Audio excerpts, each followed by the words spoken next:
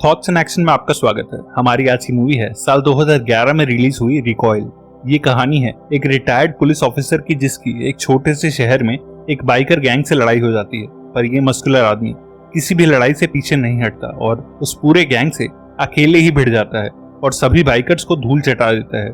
तो चलिए चलते हैं सीधे हमारी आज की स्टोरी की तरफ। और अगर आपको इस तरह का कंटेंट पसंद है तो प्लीज मेरा ये चैनल अभी सब्सक्राइब कर लीजिए। तो ये कहानी शुरू होती है शिकार पे निकले कुछ हंटर्स से।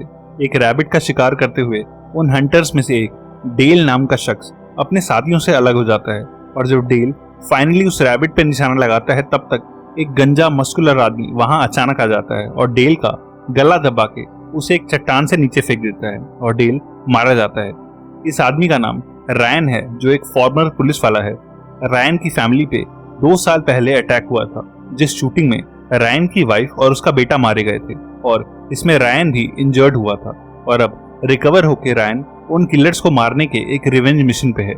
रायन ने पुलिस डिपार्टमेंट से इसीलिए रिजाइन किया था क्योंकि वो यूनिफॉर्म पहन के किसी का खून नहीं बहाना चाहता। और डेल के बाद वो बाकी 2 शूटर्स को भी ढूंढ निकालता है और उन्हें उनके कुछ क्रिमिनल साथियों के साथ शूट करके मार डालता है। डेल और बाकी शूटर्स को मार के रायन अपनी कार लेके होप नाम के एक शहर में आ जाता है। होप एक छोटा सा शहर है जिसे एक खतरनाक बाइकर गैंग रूल करता है। इस शहर का शेरिफ भी इस गैंग से डरता है और उनसे पैसे लेके इस गैंग की हर इलीगल एक्टिविटी को नजरअंदाज करता है। शहर में आके रायन एक गैस स्टेशन में एंटर करता है जिसका ओनर कर्बी एक फ्रेंडली आदमी होता है। रायन रहने के लिए कोई जगह ढूंढ रहा होता है और कर्बी उसे पास ही एक मोटेल में भेजता है। ये शहर का एक लौता मोटेल होता है जिसकी ओनर होती है डार्सी। रायन देखता है कि मोटेल के सभी रूम्स खाली पड़े हैं क्योंकि कोई भी होप जैसे वॉयलेंट टाउन में आना नहीं चाहता। और इवन डार्सी भी रायन को चेक इन करते देख के सरप्राइज होती है क्योंकि उसके मोटेल में शहर के बाहर से ज्यादा लोग नहीं आते। पर रायन ज्यादा बात नहीं करता और कहता है कि वो कुछ पुराना बिजनेस का काम खत्म करने आया है और अपने रूम में चला जाता है। वहां से दूर एक फेडरल बिल्डिंग में FBI एजेंट फ्रैंक डेल नाम के एक क्रिमिनल को पकड़ने के लिए टीम बना रहा होता है क्योंकि एक किलर होने के साथ साथ डेल एक सीरियल रेपिस्ट भी है। पर तभी एक जूनियर FBI एजेंट उसे इन्फॉर्म करता है कि कल रात को जंगल में डेल की डेड बॉडी मिली है। कहानी अब फ्लैशबैक में जाती है जहां हम रायन को देखते हैं जब वो एक पुलिस वाला था और वो अपने घर के गार्डन में अपनी फैमिली और फ्रेंड्स के साथ अपने बेटे का बर्थडे मना रहा होता है। पर तभी कुछ मास्क गनमैन वहां आके सब पे गोलियां चलाने लगते हैं। इस शूटआउट का लीडर था ड्रेक जो रिसेंटली जेल से छूटा था और वो उन सभी पुलिस वालों और उनकी फैमिली से बदला ले रहा था जिन्होंने उसे अरेस्ट किया था। और रायन भी उन्हीं पुलिस वालों में से एक था। पर रायन 2 गोलियां खाने के बाद भी बच गया था और अब बाकी सभी शूटर्स को मारने के बाद वो यहाँ ड्रेक से अपना हिसाब पूरा करने आया है जो आज इस शहर के एक बाइकर गैंग का लीडर है। रायन मोटेल से बाहर निकल के शहर में बाइकर्स के क्लब हाउस के सामने आता है जिसके बाहर बेहद सारी बाइक्स पार्क होती हैं। एक गैंग मेंबर बाहर स्मोक कर रहा होता है और उसे देख के एक स्ट्रे डॉग भौंकने लगता है और वो उस डॉग का मुंह बंद करवाने के लिए उसे शूट करने का सोचता है जब रायन वहां आके उसे रोक लेता है और उसकी गन छीन के उसे पीट डालता है।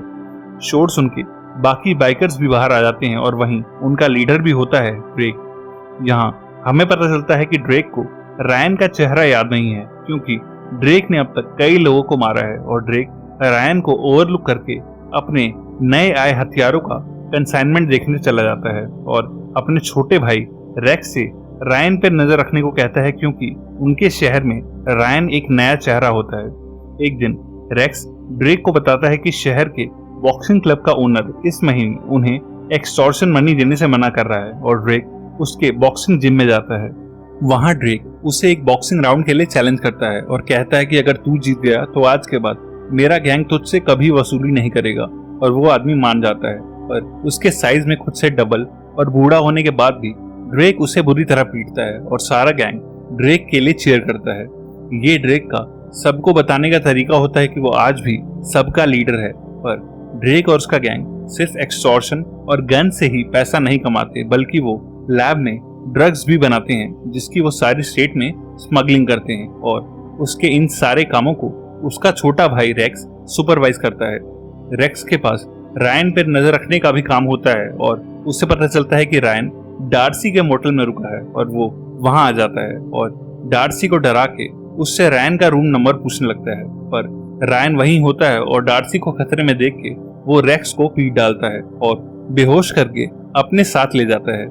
रेक्स को जब होश आता है तब वो एक कार के इंजन के ऊपर बंधा होता है और वो रायन को वार्न करता है कि मेरा भाई और गैंग तुझे जिंदा नहीं छोड़ेंगे, पर रायन को किसी का कोई डर नहीं होता और वो रेक्स का मुंह बंद करके उस कार को उस ड्रग लैब में क्रैश करवा देता है और उस एक्सप्लोजन में रेक्स बुरी तरह जल के मर जाता है और गैंग की ड्रग्स बनाने की लैब भी खत्म हो जाती है।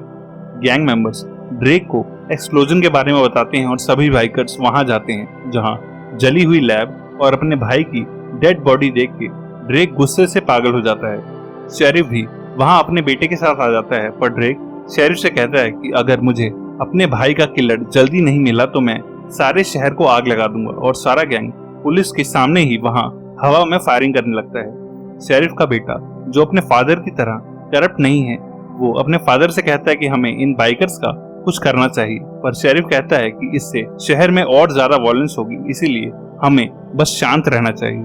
रायन अगले कुछ दिनों तक अपने मोटेल से बाहर नहीं आता और कुछ दिनों के बाद वो छुप के ड्रेक के गैंग मेंबर को फॉलो करता है, जो एक ट्रक में भर के सप्लाई के लिए नए ड्रग्स ला रहा होता है। रायन उस ट्रक को रुकवाने में कामयाब होता है और उस गैंग मेंबर को इंजर्ड करके वो उस ट्रक में आग लगा देता है, जिससे वो ड्रग्स भी जल के वेस्ट हो जाती हैं।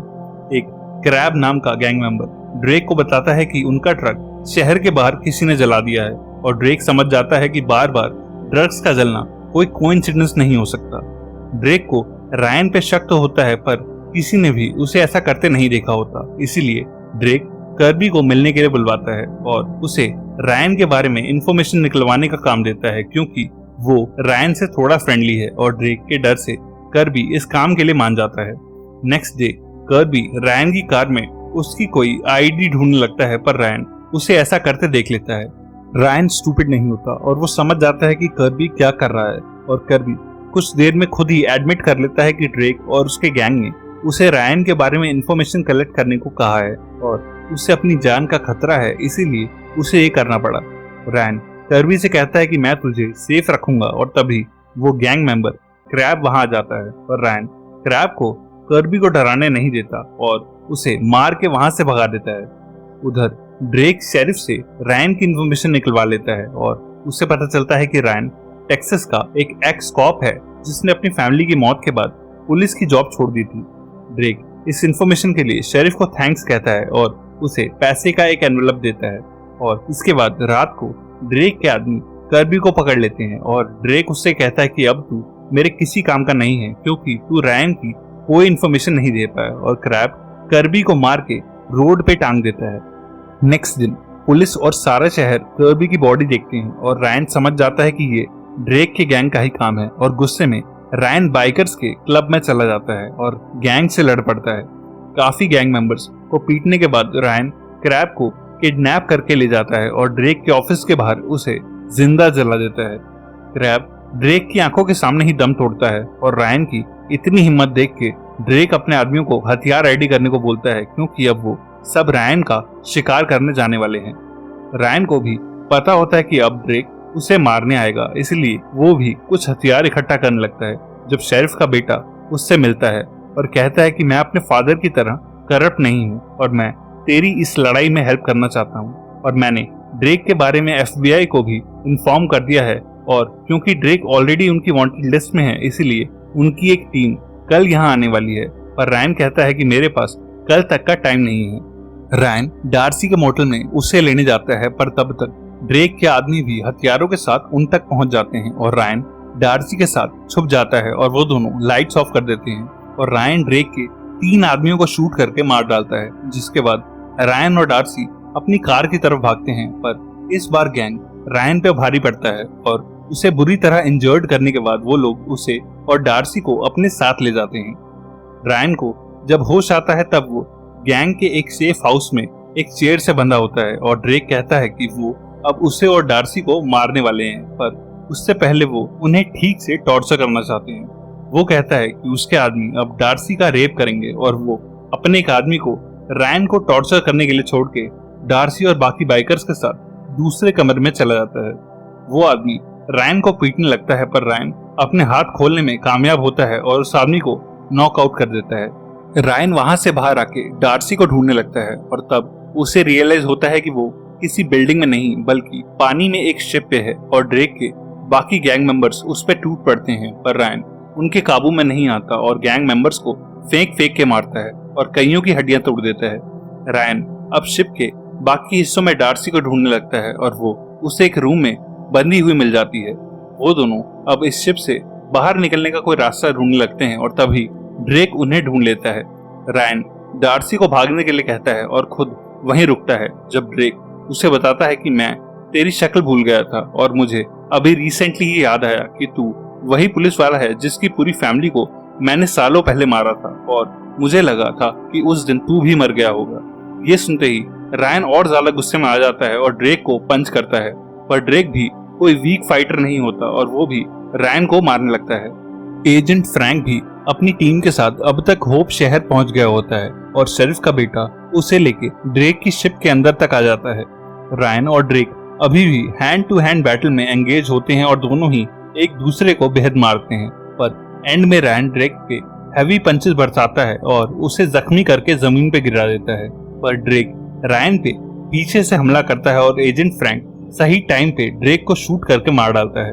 इसके बाद शहर के पुलिस और FBI के लोग ड्रेक के बाकी बचे साथियों को भी अरेस्ट कर लेते हैं और फ्रैंक ये जानते हुए भी कि रायन ने डेल का और ड्रेक के गैंग के कई लोगों का मर्डर किया है, उसे अरेस्ट नहीं करता क्योंकि उसने सिर्फ बुरे क्रिमिनल्स को ही टारगेट किया। इन दी एंड शेरिफ का बेटा अपने फादर की जॉब संभालने लगता है और रायन डार्सी से टच में रहने का वादा करके होप शहर छोड़ के रोड पे एक नए सफर पे निकल पड़ता है। ऐसी ही एक और गैंगस्टर मूवी के लिए लेफ्ट या राइट वाली वीडियो पे क्लिक करना। तब तक के लिए stay safe and keep watching thoughts in action.